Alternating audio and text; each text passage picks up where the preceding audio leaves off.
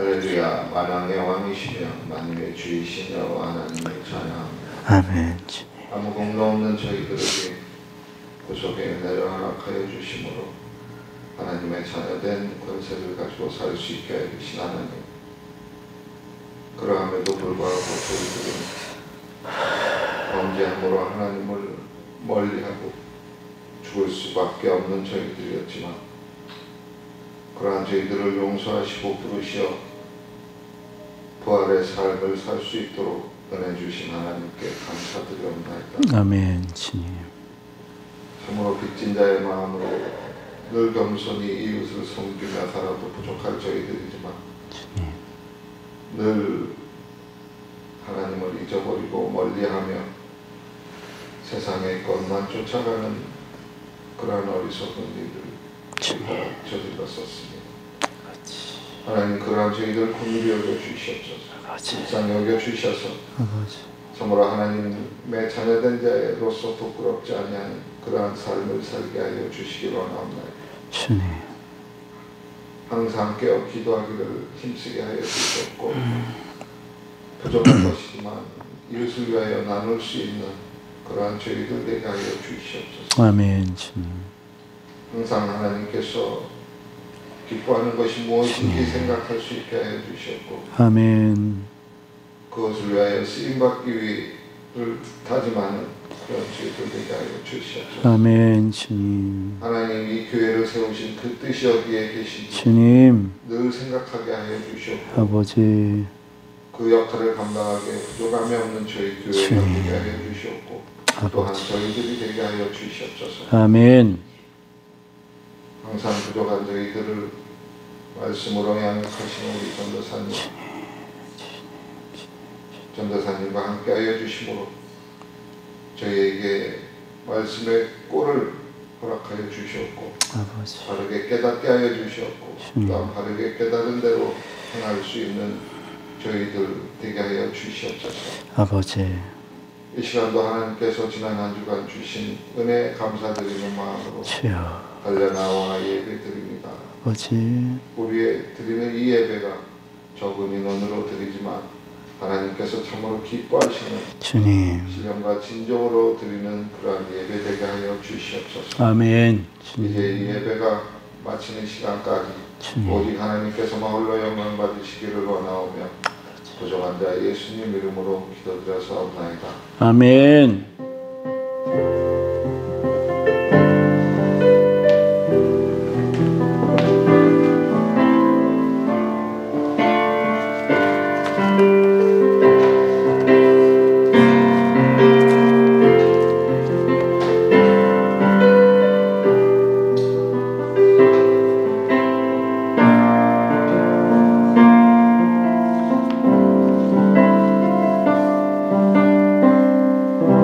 우리 함께 사도신경 하시겠습니다.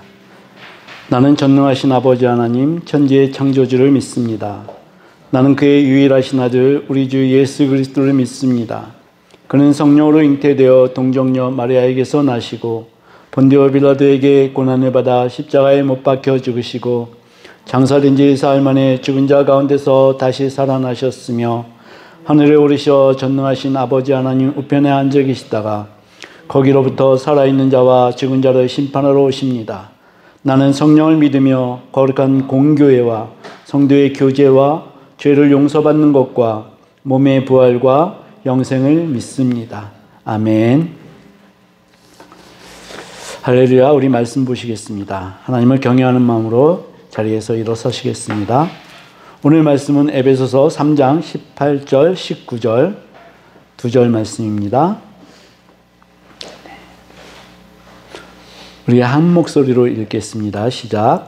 능히 모든 성도와 함께 지식에 넘치는 그리스도의 사랑을 알고 그 너비와 길이와 높이와 깊이가 어떠함을 깨달아 하나님의 모든 충만하신 것으로 너희에게 충만하게 하시기를 구하노라. 아멘. 앉으시겠습니다. 할렐루야. 오늘은 기독교에 있어서 가장 큰 명절 중에 하나입니다. 크리스마스. 세 개의 명절이 있네요. 크리스마스 있고 추수감사절 있고 부활절이 있습니다. 우리 기독교를 보통 역설적인 그 특징이 있다라고 얘기를 합니다. 예수 그리스도의 오심이 세상은 즐거운 그러한 날이지만 오히려 오실 수밖에 없었던 그 우리 인간의 비참한 상태를 봐야 한다. 그런 말씀을 하고 있고, 부활절 마찬가지입니다. 죽으셨지만 다시 살아나신 그 놀라운 생명의 능력을 봐야 한다. 이러한 것이 기독교입니다. 바라기는 사망의 권세에 이기신 예수 그리스도의 그 부활의 승리가 우리 성도들의 삶과 가정 위에 충만하게 임하시기를 주님의 이름으로 축복합니다. 부활절이 되니까요, 우리는 지금 이 단상을 아무것도 꾸미질 않았습니다.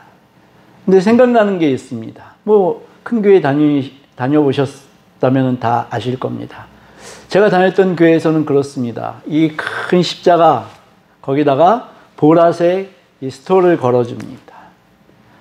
그것만으로 해도 그 교회에 딱 들어가서 그거를 바라보는 것만으로 또 은혜를 받습니다.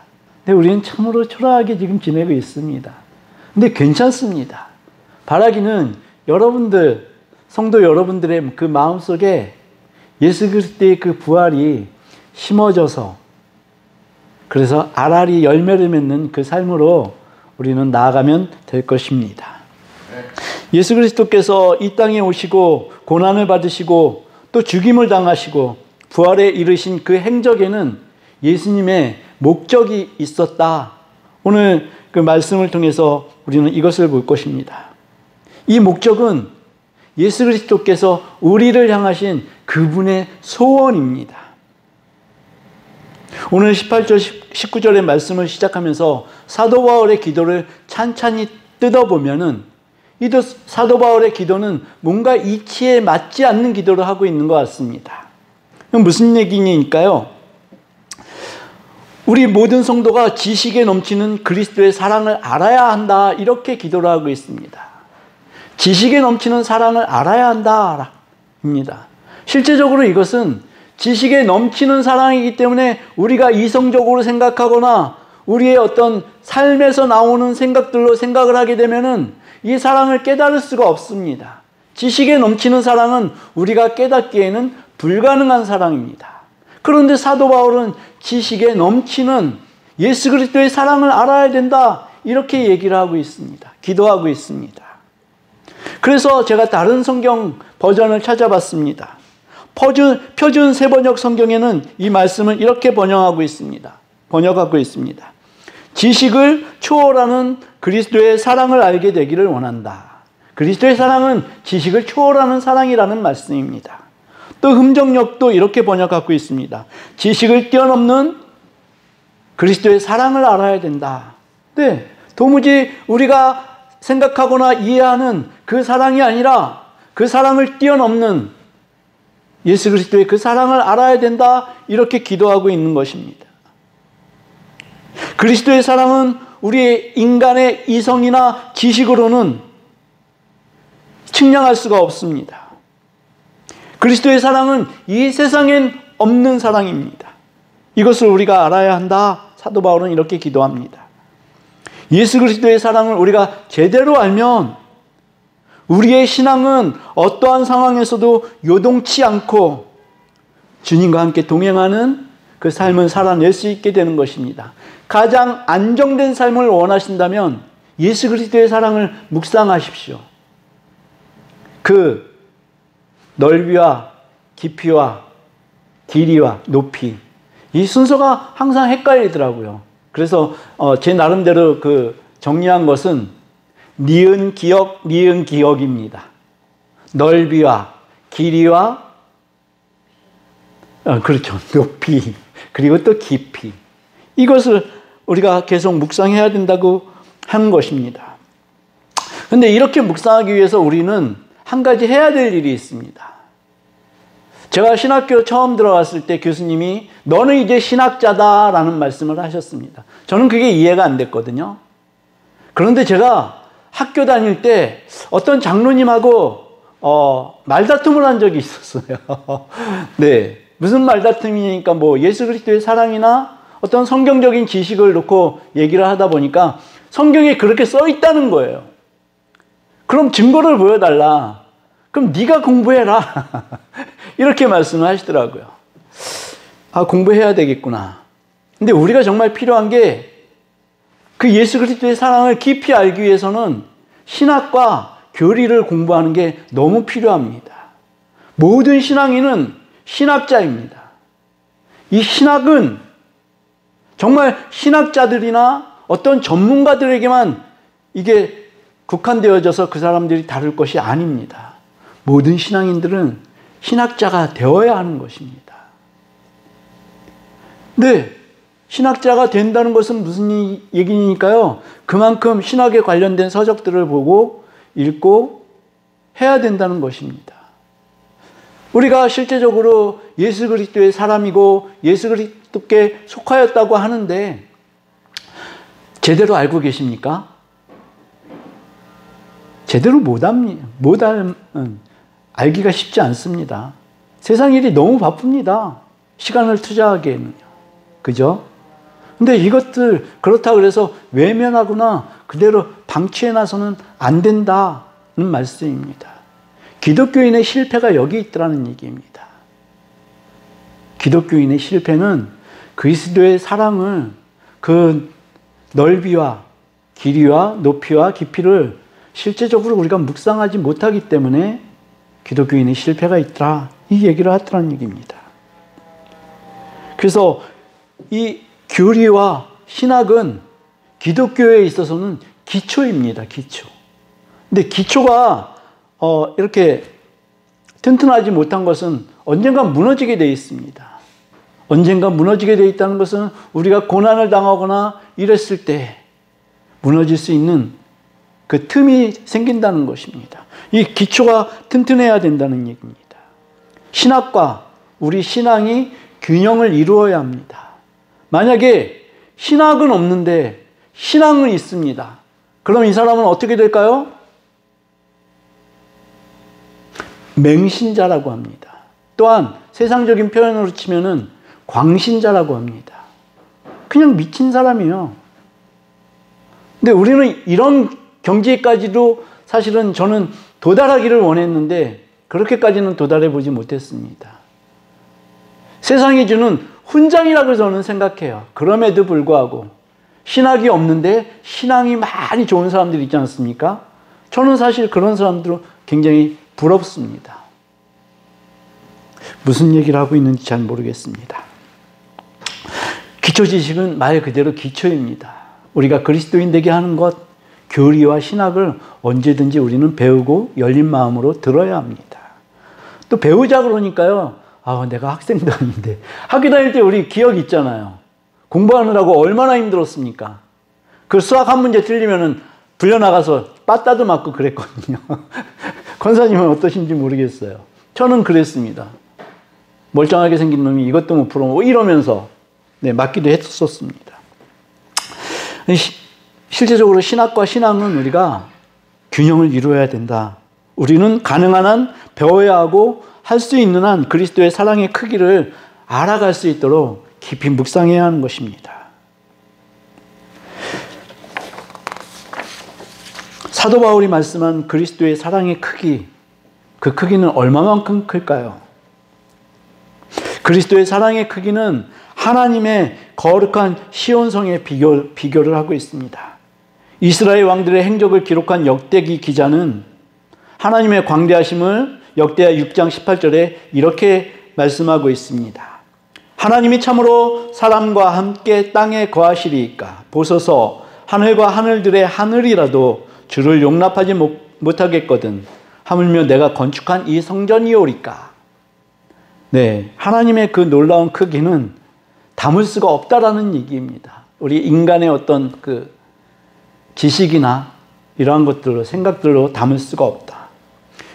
그리고 유대인들은 그리스도의 사랑의 크기를 잘못 받아들였기 때문에 실패했다. 이렇게 말하고 있습니다. 오직 구원은 유대인에게만 해당된다. 이렇게 생각했던 사람들이 유대인들입니다. 그 협소한 생각이 그들의 눈을 가렸고 급기야 그들은 사람의 모습을 하고 온 예수 그리스도를 십자가에 매달았습니다. 그럼 그리스도의 사랑의 넓이는 얼마나 넓습니까? 누가복음 13장을 보시게 되면 예수님께서 예루살렘을 여행한다라고 나와 있습니다. 여행을 할 때 한 사람이 예수님께 묻습니다. 예수님, 구원을 받을 자가 적습니까? 이렇게 묻습니다. 그랬더니 예수님은 뭐라고 대답하시니까 구원을 받으려면 너희가 세상을 따라 살지 말고 좁은 문, 그 협착한 길로 들어가라. 이렇게 말씀을 하십니다. 우리는 흔히 이 좁은 문이나 협착한 길을 생각하면서 구원받을 사람이 적을 것이다. 부자가 천국을 들어가는 것은 낙타가 바늘로 들어가는 것보다 어렵다라고 말씀하시지 않았습니까? 그래서 구원받은 사람들이 적을 거다 우리는 이렇게 생각을 합니다. 그런데 이 생각이 우리는 세상에서 비주류이고 또 이 비주류이다 보니까 우리의 그 마음 자체가 의기소침해지는 그러한 경향이 있습니다. 그러나 요한계시록 7장 10절에는 이렇게 얘기합니다. 큰 소리로 외쳐 이르되 구원하심이 보좌에 앉으신 우리 하나님과 어린 양에게 있도다 하니, 이 말씀은 너무 기가 막힌 말씀입니다. 우리가 그 임예송으로 부르는 구원하심이 보좌에 앉으신 이 찬양하고 연결이 되지 않습니까? 우리 하나님과 어린 양께 있다. 이 찬양을 요한계시록에 보면은 14만 4천 명이 모여서 그렇게 찬양을 하고 있는 것입니다. 물론 14만 4천 명은 그 숫자 그대로의 14만 4천 명이 아니라 무수히 셀 수 없이 많은 성도들이 하나님을 그렇게 찬양하고 있다라는 말씀입니다. 그렇게 많은 성도들이 좁은 문, 좁은 길로 가서 구원을 얻고 있습니다. 이스라엘 백성에게만 있는 것이 아니라 온 이방인들에게, 너희는 이방인이요 나그네였지만 이제는 하나님의 성도라고 사도 바울이 그렇게 말씀하시지 않았습니까? 그래서 온 백성이, 무수히 많은 백성이 그 좁은 문, 좁은 길, 협착한 길로 들어가서 구원을 누리고 있다는 것입니다. 그것이 예수 그리스도의 사랑의 넓이입니다. 계시록 5장 11절에 보면 또 이렇게 말씀합니다. 내가 또 보고 들음에 보좌와 생물들과 장로들을 둘러선 많은 천사의 음성이 있으니 그 수가 만만이여 천천이라. 좁은 문과 협착한 길을 찾으라고 말씀하신 주님의 말씀을 따라 산 하나님의 백성들이 무수히 많음을 요한계시록은 증거하고 있는 것입니다. 그 사랑은 측량할 수 없이 넓은 넓이입니다. 또 예수 그리스도의 사랑의 길이는 또 얼마나 긴 것입니까? 이 길이는요, 영속성을 얘기하고 있습니다. 하나님은 전지전능하신 하나님이시고 모든 것을 다 아시는 하나님이십니다. 그분은 시간의 속성에 매이지도 않고 또 시간의 창조자이십니다. 하나님은 우리 인류의 타락을 창세 이전에 이미 알고 계셨습니다. 타락한 인간을 구원하기 위해서 그리스도를 이 땅에 보내시기로 그 계획을 창세전에 세워놓고 계셨던 분입니다. 그래서 그리스도의 사랑의 길이가 얼마만큼이나 될까, 이것을 묵상하던 사람들이 말하는 게 있습니다. 하나님 아버지와 예수 그리스도께서 암묵적인 계약을 하셨다는 것입니다. 민수기 21장에 하나님께 대해서 불평하고 화를 냈던 많은 사람들이 불뱀에 물려 죽게 되어 있습니다. 물려 죽고 있습니다. 그랬더니 이들이 모세에게 이것을 물리쳐달라고 나와서 청원을 합니다. 하나님께서 모세에게 명하십니다. 불뱀을 높이 세워서 장대에 매달아서 높이 세워라. 그것을 보는 자들은 살게 될 것이다. 모세는 그렇게 하였고 그것을 보고 이스라엘은 구원을 받게 되었습니다. 우린 다 알고 있습니다. 이 불뱀이, 장대에 높이 달린 불뱀이 예수 그리스도를 말씀하고 있는 것을 알고 있습니다. 세상과 마귀의 농간에도 십자가에 달리신 예수 그리스도를 바라본 자는 살게 되어 있는 것입니다. 예수 그리스도를 바라보는 우리는 성도입니다. 아멘. 지금까지 그리고 또 앞으로도 우리 예수 그리스도의 사랑은 끊어지지 않고 영원히 있는 것입니다. 예수 그리스도의 십자가는, 이 십자가는요, 사랑과 용서의 뜻만을 가지고 있지는 않습니다. 예수 그리스도의 십자가는 선함까지 이루어야 된다는 말씀을 하고 있습니다. 사랑과 용서에서 끝나는 것으로 끝나는 게 아니라 우리가 선함에까지 이르러야 된다는 것입니다. 예수 그리스도께서 선하셨기 때문에 우리도 그 선함에까지 이르러야 한다는 것입니다. 구원을 받았으면 우리는 사랑과 용서에서 끝나는 것이 아니라 선함까지 나아가야 합니다. 로마서 8장 28절, 우리가 너무나 잘 아는 성경 구절입니다. 모든 것이 합력하여서 선을 이루는 자리까지 우리는 나아가야 하는 것입니다. 결코 멈추어서는 안 됩니다. 예수 그리스도께서, 그리고 하나님께서 사랑으로 우리에게 임하신 것처럼 우리도 하나님의 일을 위해서 합력하는 위치, 선을 이루는 위치까지 우리가 자라가야 할 자리입니다. 바라기는 영적인 게으름이나 영적인 나태로 인해서 이것을 놓치지 않기를 원합니다. 예수 그리스도의 사랑의 높이, 이것이 오늘 제가 말씀드리고 싶은 예수 그리스도께서 이 땅에 오신 목적이다. 저는 이렇게 말씀드리고 싶습니다. 예수 그리스도께서 우리에게서 찾으시는 이 땅에 오신 목적, 그것은 우리 성도를 이 땅에서 영적으로 끌어올리셔서 하나님의 후사가 되게 하시려는 그 목적으로 우리를 높이려고 오셨다는 말씀입니다. 예수님의 목적을 빌립보서에서 잘 말씀하고 있습니다. 우리 함께 읽겠습니다. 빌립보서 3장 21절입니다. 함께 읽겠습니다. 시작. 그는 만물을 자기에게 복종하게 하실 수 있는 자의 역사로 우리의 낮은 몸을 자기 영광의 몸의 형체와 같이 변하게 하시리라. 아멘. 예수 그리스도의 몸의 형체와 같이 우리를 변하게 하시려는 예수님의 목적이 있다는 말씀입니다. 우리를 예수 그리스도의 몸의 한 지체로 삼으셔서 우리를 영광스러운 교회로 세우시겠다. 이 말씀을 에베소서 5장을 통해 또 말씀하시고 계십니다. 우리 이것도 함께 읽겠습니다. 에베소서 5장 27절입니다. 함께 읽겠습니다. 시작. 자기 앞에 영광스러운 교회를 세우사 티나 주름 잡힌 것이나 이런 것들이 없이 거룩하고 흠이 없게 하려 하심이라. 아멘. 또 30절도 함께 읽겠습니다.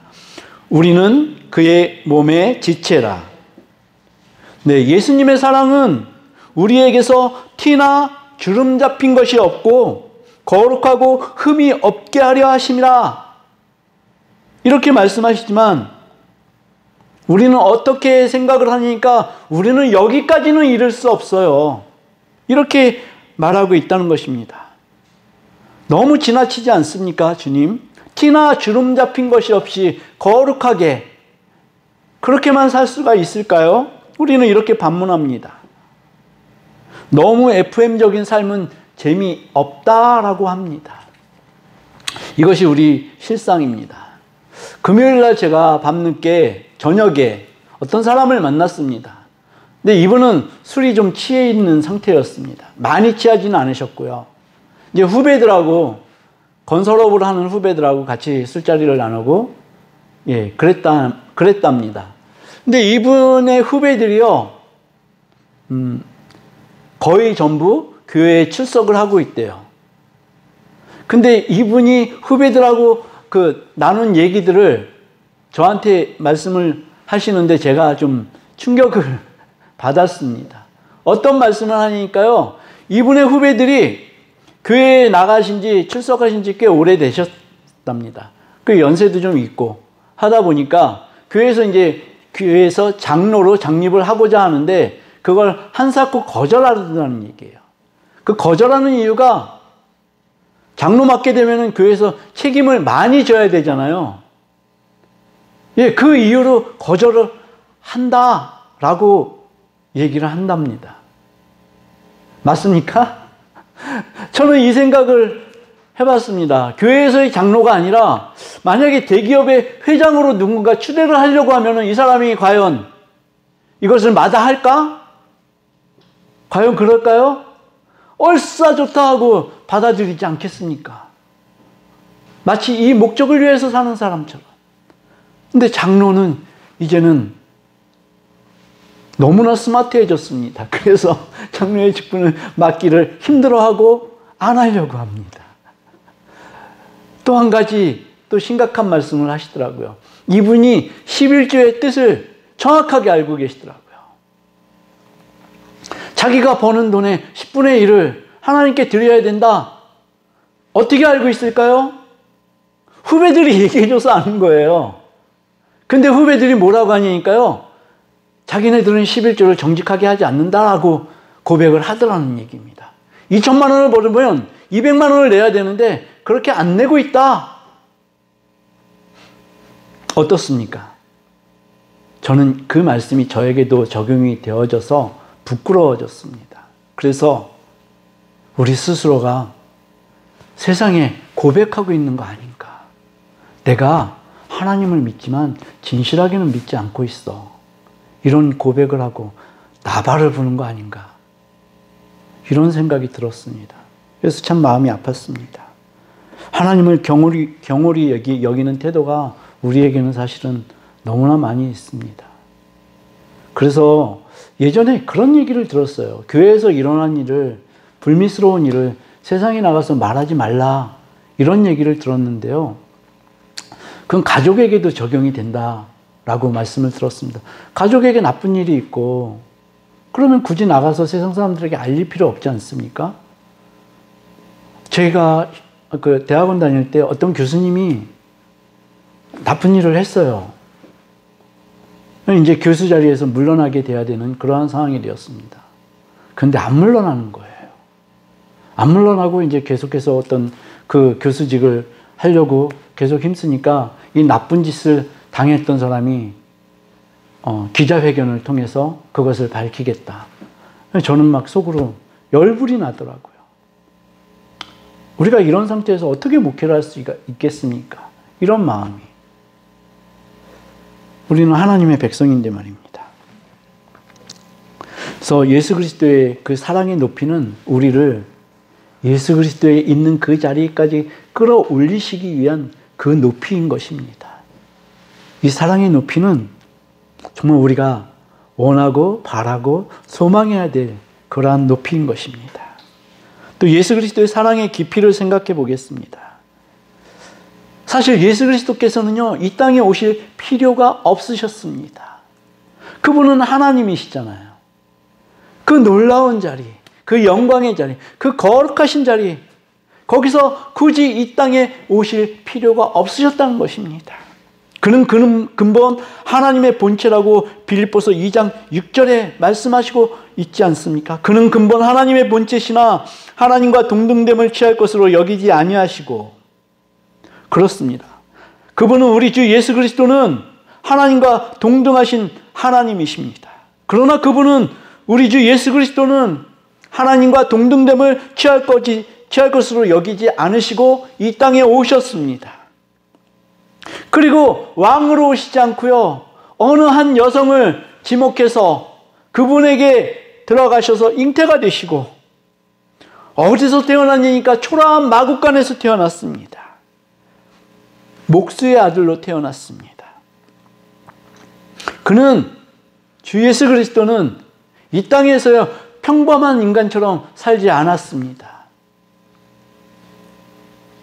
거룩하시기만 한 그분께서요 사람들에게 침뱉음을 당하시고요, 낄낄거리는 조롱을 당하시고요, 채찍에 맞으셨고요, 또 거의 대다수의 사람들로부터, 가까운 사람들로부터 배반을 당하셨습니다. 그럼 도대체 받지 않으셔도 될 이 형벌을 왜 받으셨을까요? 여기에는 예수 그리스도께서 십자가에 달리시기 전에 하나님 아버지께 드리는 제사장적 기도에 그 예수 그리스도가 십자가에 달리시기까지 한 그 사랑이 나와 있습니다. 그 사랑의 말씀이 요한복음 17장 24절에 나와 있습니다. 우리 함께 읽겠습니다. 시작. 아버지여, 내게 주신 자도 나 있는 곳에 나와 함께 있어 아버지께서 창세전부터 나를 사랑하심으로 내게 주신 나의 영광을 그들로 보게 하시기를 원하옵나이다. 아멘. 우리를 천국에서 예수님과 함께 있게 하는 그것이 예수 그리스도께서 이 땅에 오신 목적입니다. 이것이 예수 그리스도께서요, 십자가에 달리시기 전에 한 마지막 우리들을 위한 제사장적 기도였습니다. 이것이 예수 그리스도의 소원입니다. 여러분들은, 우리 성도님들은 예수 그리스도와 함께 계십니까? 아멘. 저는 어느 날 아침에 밥을 먹다가, 저녁이었습니다. 밥을 먹다가 막 한참 웃었어요. 제가 웃음이 좀 많은 것 같아요. 기저 간사님. 웃음이 많은데 왜 웃었냐니까 하나님의 믿음이라는 생각이 들어왔어요.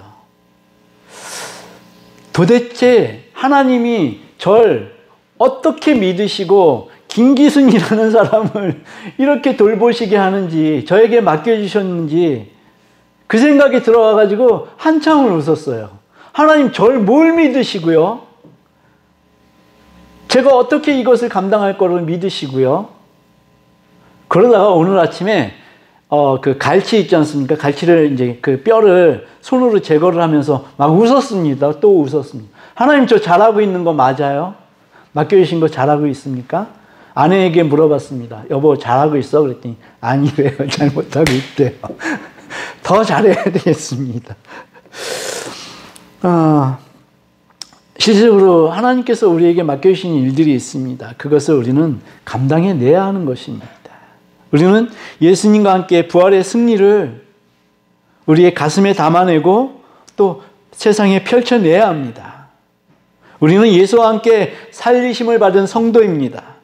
세상이나 권세들이나 하늘의 권세와 마귀들의 관계가 극심하게 부려질지라도요, 우리는 당당하게 예수 그리스도의 사랑을 노래해야 하는 것입니다.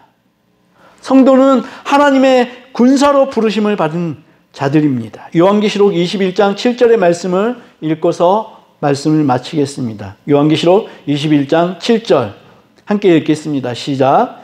이기는 자는 이것들을 상속으로 받으리라. 나는 그의 하나님이 되고 그는 내 아들이 되리라. 아멘. 나는 그의 하나님이 되고 그는 내 아들이 되리라. 아멘. 우리 모두 예수 그리스도의 사랑을 깊이 알게 되어서 하나님 앞에 이기는 자 되어서 하나님의 아들로, 주님의 형제로 이 세상을 힘입고 또 요동치 않는 믿음을 가지고 살아가시길 주님의 이름으로 축복합니다. 아멘. 우리 찬양